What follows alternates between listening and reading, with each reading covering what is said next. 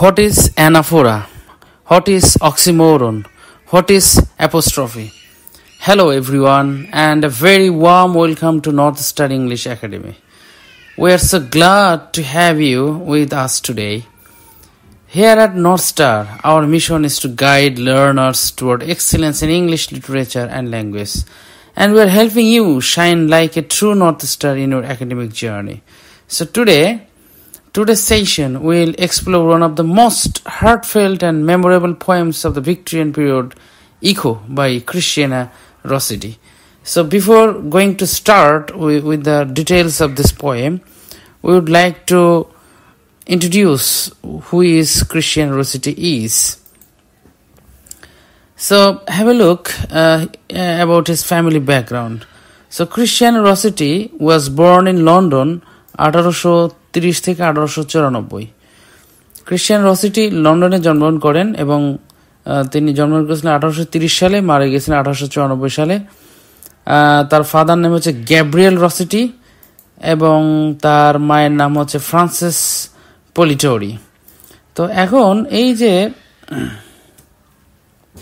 তার বাবা গ্যাব্রিয়েল রসেটি, তিনিও কিন্তু কবি ছিলেন এবং একজন দান্তে স্কলার ছিলেন।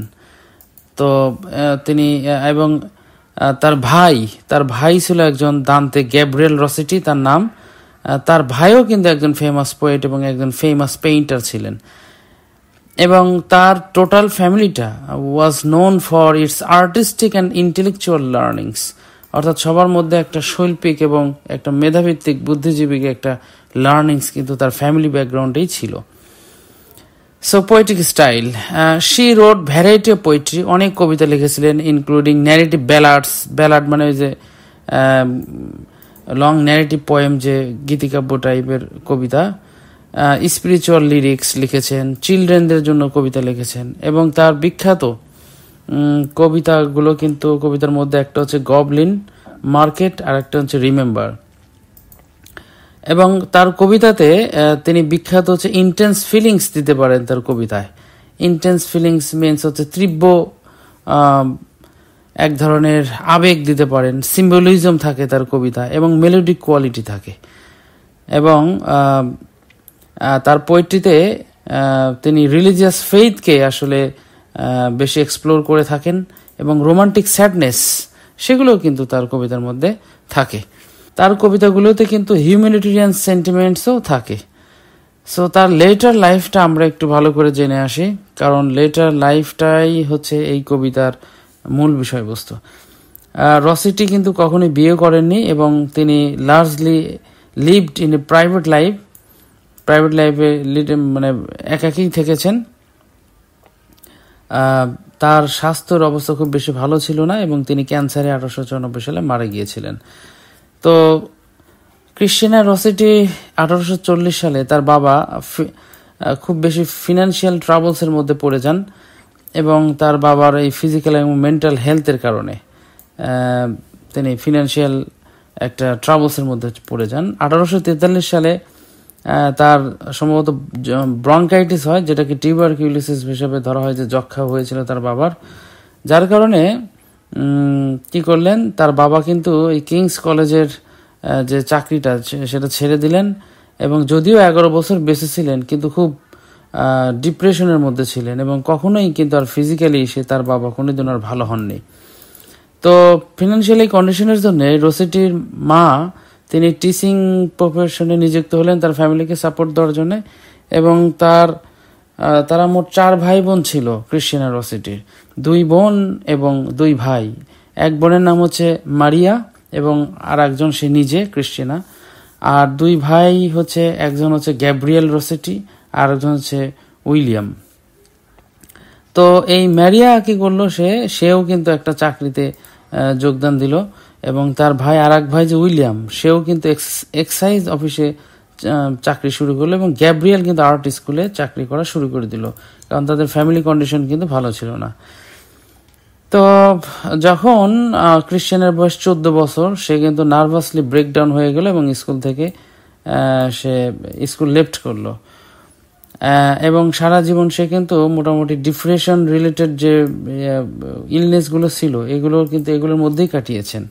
এবং এই সময়টাতে সে এবং তার মা এবং তার বোন তারা কিন্তু সবাই অ্যাংলো ক্যাথলিক মুভমেন্টের সঙ্গে জড়িয়ে পড়লো, একটা রিলিজিয়াস মুভমেন্ট অ্যাংলো ক্যাথলিক মুভমেন্টে জড়িয়ে পড়লো এবং সেটা ইংল্যান্ডের চার্চের যে অ্যান্টি অ্যাংলো ক্যাথলিক মুভমেন্ট সেখানে সে জড়িয়ে পড়লো এবং এই যে জড়িয়ে পড়া এটাই তার পরবর্তী জীবনে কিন্তু অনেক সমস্যায় ফেলে দিল।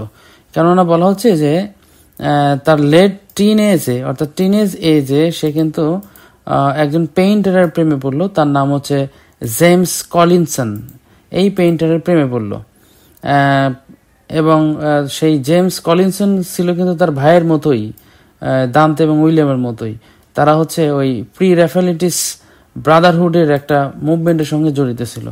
সো প্রি র্যাফায়েলিটিস ব্রাদারহুড মুভমেন্টটা আবার কি সেটা আমরা একটু দেখে আসি। প্রি র্যাফায়েলাইট ব্রাদারহুড ছিল হচ্ছে 1848 সালে ইংল্যান্ডে গঠিত একটি শিল্পী, কবি এবং শিল্প সমালোচকদের গোষ্ঠী যারা ভিক্টোরীয় যুগের শৈল্পিক রীতির বিরুদ্ধে বিদ্রোহ করেছিল। তারা ইটালীয় শিল্পী রাফায়েলের সময়ের আগেই শিল্পকলা থেকে অনুপ্রাণিত হয়েছিল এবং শিল্পকলায় বাস্তববাদ ও সত্যতা ফিরিয়ে আনতে চেয়েছিল। অর্থাৎ প্রি র্যাফায়েলিটিস মুভমেন্ট হচ্ছে এটা প্রতিষ্ঠিত হয়েছিল 1848 সালে ইংল্যান্ডে এবং এটা কিন্তু কিছু শিল্পী, কবি এবং শিল্পী সমালোচকদের গোষ্ঠী যারা আসলে এক প্রকার বিদ্রোহ করেছিল। কিসের বিদ্রোহ? যে তারা শিল্পকলায় বাস্তববাদ এবং সত্যতা ফিরিয়ে আনতে চেয়েছিল। এটাই হচ্ছে প্রি র্যাফায়েলিটিস মুভমেন্ট। তো তার ভাইও এই প্রি র্যাফায়েলিটিস মুভমেন্টে যুক্ত ছিল এবং সে যে প্রেমে পড়লো জেমস কলিনসনের, সেও কিন্তু এই প্রি র্যাফায়েলিটিস মুভমেন্টেই জড়িত ছিল। তো যাই হোক, এবং এই যে তাদের এঙ্গেজমেন্টটা এই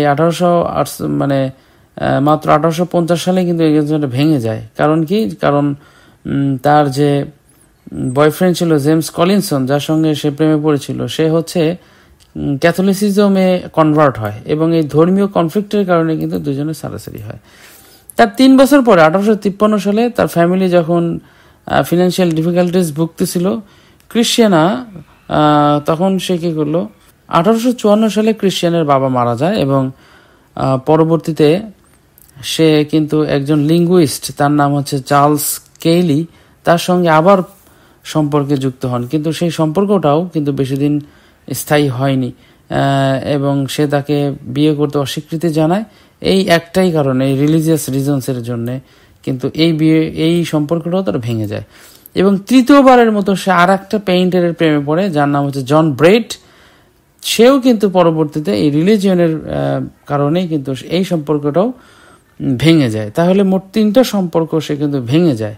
তাহলে এই যে ভালোবাসার যে পরিণতি, সে কিন্তু এটা লং লাস্টিং করতে পারে নাই। তো এখান থেকেই তার একটা আক্ষেপ ছিল, সেই আক্ষেপের দরুনই কিন্তু তার জীবনের যে প্রেম, সেই প্রেমের যে চিরস্থায়ী প্রেমের যে একটা ব্যাপার, সেটা সে চিরকালই অনুধাবন করেছে। সেই অনুধাবনটাই কিন্তু এই ইকো কবিতায় চলে এসেছে। সো চলো আমরা ইকো কবিতাটি শুরু করে দেই। তো ইকো শব্দের অর্থ কি? ইকো শব্দের অর্থ হচ্ছে প্রতিধ্বনি। তাহলে প্রতিধ্বনি মানে কি? যে কোনো কিছু ফিরে আসা। অর্থাৎ সে তার লস্ট লাভারকে, তার প্রেমিককে, যে হচ্ছে ডেড বা লস্ট লাভার, তার মৃত সেই প্রেমিককে সে প্রতিধ্বনির মতো ফিরে পেতে চায়। প্রতিধ্বনি যেমন করলে কোনো শব্দ ফিরে আসে, সেও এরকম তার প্রেমিককে ফিরে পেতে চায়। প্রতি স্ট্যান্জা, এখানে মোট 3টা স্ট্যান্জা আছে এবং প্রতি স্ট্যান্জাতে মোট 6টি করে লাইন, মোট 18টি লাইন আছে এখানে। সো ফার্স্ট লাইন দেখো, এখানে বলছে come to me in the silence of the night, অর্থাৎ রাতের নীরবতায় তুমি ফিরে এসো আমার কাছে। কাকে ফিরে আসতে সে বলছে? তার প্রেমিককে, হারানো প্রেমিককে, তার প্রেমকে। অর্থাৎ সে বলছে যে তুমি ফিরে এসো আমার কাছে হে প্রেমিক, রাতের নীরবতায়, সাইলেন্স অফ দ্য নাইট, রাতের নীরবতায় তুমি ফিরে এসো। Come in the speaking silence of a dream, এবং স্বপ্নের যে মৃদু নীরব কথা, সেই স্বপ্নের মৃদু নীরব কথার ভিতরে তুমি ফিরে এসো। সাইলেন্স অফ এ ড্রিম, অর্থাৎ স্বপ্নে হলেও তুমি অ্যাটলিস্ট ফিরে এসো। তাহলে সে তার হারানো প্রেমিককে ফিরে পেতে চায়, অ্যাটলিস্ট স্বপ্নের মধ্যে হলেও। স্বপ্নে যেমন এসে চুপিসারি কথা বলে, স্লো মোশনে কথা বলে, ধীরে ধীরে কথা বলে, ঠিক সেইভাবেই সে তার প্রেমিককে, হারানো প্রেমিককে, মৃত প্রেমিককে ফিরে পেতে চায়। Come with soft rounded cheeks, তুমি ফিরে এসো তোমার যে সফট রাউন্ডেড চিক্স আছে, চিক মানে তো গাল, আর সফট মানে কোমল, অর্থাৎ সেই কোমল গোলাপি গাল নিয়ে এবং তোমার যে উজ্জ্বল চোখ, সেই উজ্জ্বল চোখ নিয়ে তুমি ফিরে এসো। তোমার উজ্জ্বল চোখটা আবার কেমন সেটা পরের লাইনে বলছে, as sunlight on a stream, যেমন করে সূর্যের আলোটা যেভাবে স্ট্রিমের উপর পড়ে, মানে নদীর জলের উপর পড়ে, ঝলমল করে। তাহলে তোমার চোখ এমন উজ্জ্বল চোখ, যেই চোখ হচ্ছে নদীর উপর যখন সূর্যের আলো পড়ে তখন যেমন ঝলমল করে, তেমন ঝলমল চোখ নিয়ে এবং গোলাপি সুন্দর গোলগাল কোমল গাল নিয়ে তুমি ফিরে এসো। তাহলে এখানে কিন্তু রিপিটেশন হয়েছে, দেখো, কাম টু মি, রিপিটেশন, কামের রিপিটেশন হয়েছে। কাম ব্যাক ইন টিয়ার্স, এমনকি তুমি অশ্রু নিয়েও ফিরে এসো। ও মেমোরি, হে স্মৃতি, হোপ, হে আমার আশা, লাভ অফ ফিনিশড ইয়ার্স, হে অতীত প্রেম, যে প্রেম শেষ হয়ে গেছে, তুমি ফিরে এসো। কাম ব্যাক ইন টিয়ার্স বলতে অর্থাৎ তার প্রেমিকের কথা মনে পড়ে তার চোখ দিয়ে পানি আসতেছে, এই জন্য সে কাম ব্যাক ইন টিয়ার্স বলছেন। আবার অনেক ক্রিটিক বলছেন যে স্বপ্নের মধ্যেই তিনি এটাই চেয়েছেন যে স্বপ্ন হলেও আসুক, কিন্তু সেই স্বপ্ন ভেঙে গেলে তো তার অশ্রু আসবে, তার চোখে জল আসবে, এই জন্য তিনি বলছেন কাম ব্যাক ইন টিয়ার্স। তাহলে প্রথম 6 লাইনে কিন্তু তার হারানো প্রেমিককে ফিরে পাওয়ার যে বন্দনা তিনি সেটি করেছেন। নেক্সট 6 লাইন আমরা দেখে আসি। O dream, how sweet, too bitter sweet. তো বলছে যে ও ড্রিম, হে স্বপ্ন, হাউ সুইট, তুমি কত সুন্দর, সুইট স্বপ্ন, টু সুইট, অতিমাত্রায় বেশি সুন্দর স্বপ্ন দেখছি আমি তোমাকে নিয়ে, টু বিটার সুইট। এই যে বিটার সুইট, এটাকেই বলা হয় অক্সিমোরন, অর্থাৎ কন্ট্রাস্টিং দুইটা শব্দ পাশাপাশি যখন বসে, যে তিক্ত মধুর, মধুর তিক্ত, এই ধরনের ফরম্যাটটাকে বলা হয় অক্সিমোরন। তো বলছে যে ও স্বপ্ন, তুমি কি মধুর, বড় বেশি মধুর তুমি, বড় বেশি তিক্ত মধুর তুমি। Whose wakening should have been in paradise, অর্থাৎ যার সত্যিকারের জাগরণ, ওয়েক মানে তো জাগরণ হওয়া, তাহলে বলা হচ্ছে হুজ ওয়েকেনিং শুড হ্যাভ বিন, যার সত্যিকারের জাগরণ হওয়া উচিত ছিল, ইন প্যারাডাইস, স্বর্গে। হোয়ার, তাহলে এই লাইনে আসলে কি বোঝানো হচ্ছে, যে যার সত্যিকারের জাগরণ হওয়া উচিত ছিল স্বর্গে, এটা দ্বারা তিনি বুঝেছেন যে স্বপ্নে তিনি তার হারানো প্রিয়জনকে যেন ফিরে পেয়েছেন, এবং এই স্বপ্নে হারানো প্রেমিককে ফিরে পেয়ে তার অপরিসীম আনন্দ দেয়। কিন্তু মানে এরপরেই তিনি বলেছেন যে টু সুইট মানে অর্থাৎ বড় বেশি মধুর, যা বাস্তবতা থেকে অনেক দূরে, এটা তিনি মিন করেছেন। কারণ কি, যে এই স্বপ্নের এই যে তীব্র মধুরতা, এটা আবার কিন্তু অনেক সময় বেদনার কারণ হয়, এই বেদনার কারণে দ্বারা, এই জন্য যখন সে ভাবে যে স্বপ্ন আসলে সত্যি না, এই জন্য তিনি বিটার সুইট এই কথাটা কিন্তু উল্লেখ করেছেন। অর্থাৎ এখানে কিন্তু এই যে স্বপ্নের পাওয়ার যে আনন্দ, সেটা টু সুইট, স্বপ্নে ভেঙে গেলে যখন স্বপ্ন ভঙ্গ হয়ে যাবে তখন সেটা হবে bitter sweet. Whose wakening should have been in paradise বলতে তিনি কি বুঝিয়েছেন? এখানে বলেছেন যে এই যে মধুর স্বপ্ন, এটা থেকে যদি তার জাগরণ হতো তবে তা যেন স্বর্গে হতো। তার মানে তিনি আসলে তিনি বাস্তব পৃথিবীতে ফিরে আসতে চান না, তিনি চান যে স্বপ্নের মতোই তিনি প্রিয়জনের সাথে মিলিত হবেন এবং সেই মিলন হবে চিরস্থায়ী। ওই যে প্রেম তো তার বারবার ভেঙে গেছে, তিনি চিরস্থায়ী একটা মিলন চান, সেই মিলন হবে চিরস্থায়ী। এবং এই চিরস্থায়ী মিলন কোথায় সম্ভব? কেবলমাত্র প্যারাডাইজেই সম্ভব, কেবলমাত্র স্বর্গেই সম্ভব। এটাই কিন্তু মৃত্যুর প্রতি কবির এক ধরনের আকাঙ্ক্ষা প্রকাশ করছে, যে মৃত্যুর মাধ্যমে তিনি তার যে ভালোবাসার মানুষ, সেই মানুষের সাথেই কিন্তু পুনরায় মিলিত হতে পারবেন বলে আসলে তিনি বিশ্বাস করেন। তো ওকে, তার আমরা পরের লাইনে চলে যাই। বলা হচ্ছে হোয়ার সোলস ব্রিমফুল, যেখানে আত্মাগুলো পরিপূর্ণ থাকে ভালোবাসায়। ব্রিম মানে পরিপূর্ণ হওয়া, কিসে পরিপূর্ণ থাকে? ভালোবাসায়। অ্যাবাইড, এবং সেখানে বসবাস করে। অ্যান্ড মিট, এবং সেখানে সাক্ষাৎ পাওয়া যায়। তাহলে এই লাইন দ্বারা বোঝাচ্ছে যে মানে যেখানে আত্মারা বাস করে, মানে প্রেমে, এবং যেখানে প্রেম ভরা আত্মারা বসবাস করে এবং মিলিত হয়। মানে এই প্যারাডাইসের কথা বলা হচ্ছে যে প্যারাডাইসে কি পাওয়া যায়, প্রেম ভরা আত্মা পাওয়া যায় এবং সেই প্রেম ভরা আত্মারা সেখানে থাকে এবং তাদের সাথে মিলিত হওয়া যায়।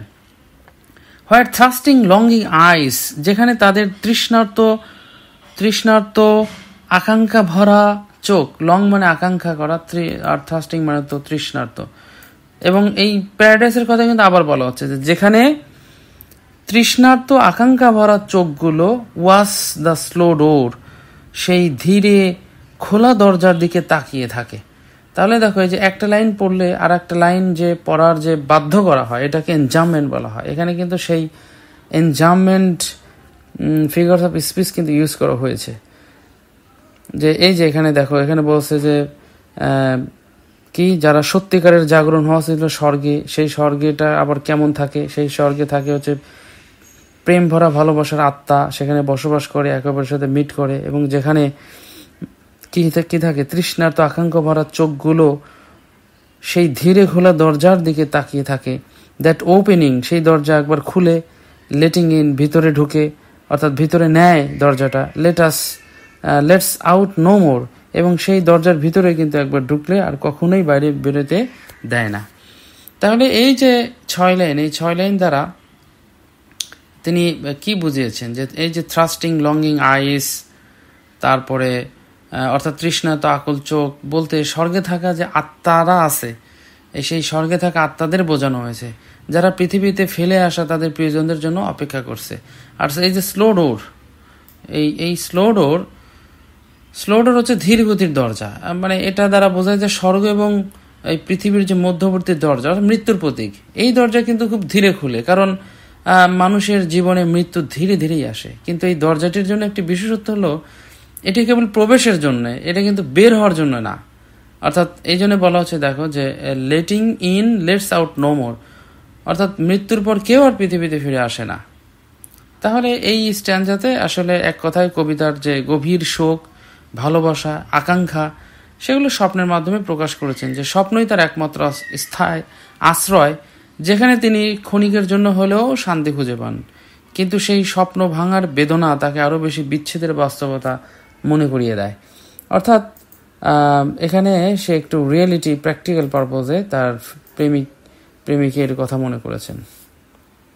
স্ট্যান্জা number 3, yet come to me in dreams, তবুও তুমি স্বপ্নে আসো, দ্যাট আই মে লিভ, যাতে আমি আবার বাঁচতে পারি, মাই very life again though cold in death, যেন মৃত্যুর শীতলতা আচ্ছন্ন হলেও আমি সেই নতুন জীবন পাই। আচ্ছা, কাম ব্যাক টু মি, ফিরে এসো আমার কাছে ইন ড্রিমস, স্বপ্নে, that I may give pulse for pulse, breath for breath, অর্থাৎ যে তুমি তারপরেও ফিরে আসো স্বপ্নে, সেই স্বপ্ন যদি তুমি ফিরে এসো তাহলে যেন আমি আবার জীবন খুঁজে পাবো, যদিও আমি মৃত্যুর মতো, দো কোল্ড ইন ডেথ, মৃত্যুর মতো একেবারে ঠান্ডা হয়ে গেছি, অর্থাৎ আমি একেবারে যেন মৃত্যুর মতোই অবস্থা, আমার জীবনে বেঁচে থাকার যেন কোনো স্বপ্ন নেই, আমার জীবনটা যেন এলোমেলো হয়ে গেছে, আমি হচ্ছি নতুন জীবন পাওয়ার জন্য আমি আকাঙ্ক্ষায় আছি। সুতরাং তুমি যদি স্বপ্নে আসো তাহলে আমি নতুন জীবন ফিরে পাবো। আর তুমি যদি আসো, came back to me in dreams, আর স্বপ্নে তুমি আসো, তুমি আসলে আমি কি করবো, I may give pulse for pulse, তাহলে আমি তোমার যে হৃদস্পন্দন আর আমার হৃদস্পন্দন, এই দুইজনের স্পন্দন এক করে ফেলবো, অর্থাৎ গভীর ভালোবাসবো তোমাকে। ব্রিথ ফর ব্রিথ, তুমিও নিঃশ্বাস নিবে, আমিও নিঃশ্বাস নেব, তোমার নিঃশ্বাসের সঙ্গে আমার নিঃশ্বাস মিলবে, তোমার পালস, তোমার যে হৃদস্পন্দন সেটার সঙ্গে আমার হৃদস্পন্দন মিলে যাবে।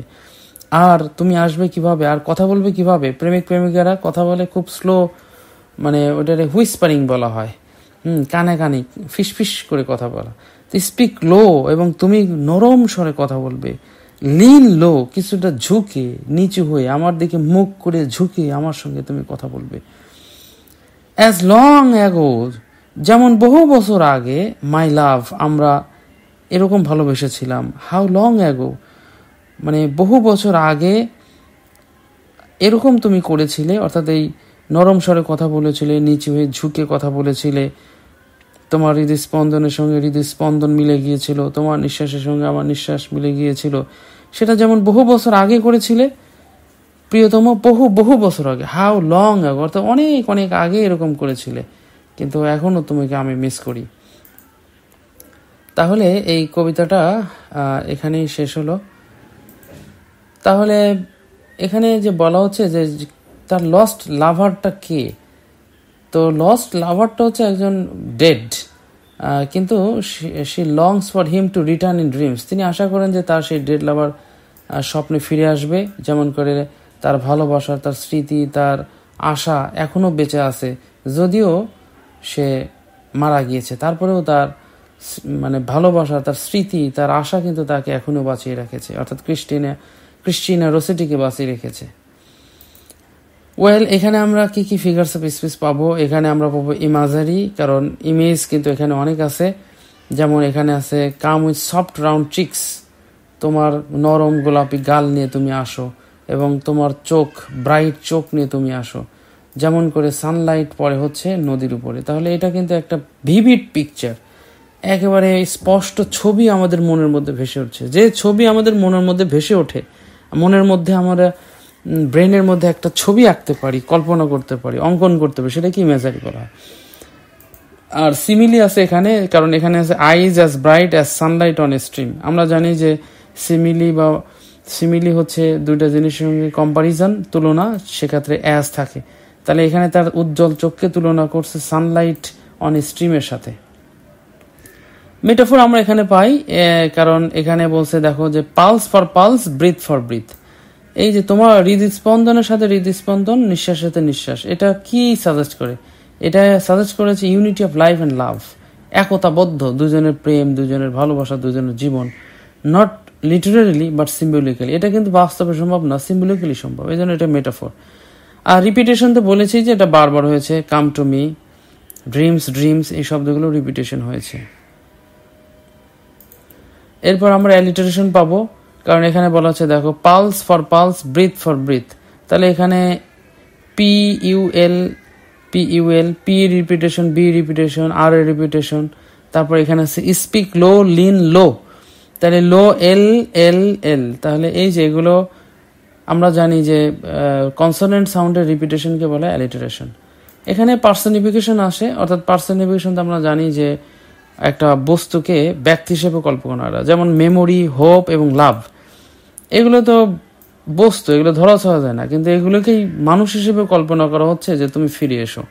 সো অ্যাবস্ট্রাক্ট ইমোশনস মনে হচ্ছে যে লিভিং বিংস হিসাবে তো কল্পনা করা হচ্ছে। তো এটা হচ্ছে একটা পার্সনিফিকেশন। প্যারাডক্স কিন্তু আছে, যে বিরোধপূর্ণ কথা, যেমন বলা আছে that I may live my very life again though cold in death, অর্থাৎ আমার জীবন যদিও মৃত্যুর কোল্ডের মতো, তারপরেও তুমি আসলে কি হবে, আমার জীবনটা আবার আশা পাবে। তাহলে এখানে কিন্তু বিরোধপূর্ণ কথা, যে নিজের জীবন মৃত্যুর মতো আবার ফিরে পাবে। অ্যাপোস্ট্রফি হচ্ছে সম্বোধন, কাউকে শুরুতেই সম্বোধন করে বলা, সেটা বলা হয়েছে যে কাম টু মি, আমার কাছে এসো। তো এখানে সম্বোধন করা হচ্ছে, এখানে অ্যাপোস্ট্রফি সম্বোধন করা হচ্ছে, কিন্তু যাকে সম্বোধন করা হচ্ছে সে কিন্তু এই কবিতায় তার কোনো রোল নেই, সে থাকবে না, সে সাইলেন্ট থাকবে, এটাই অ্যাপোস্ট্রফি।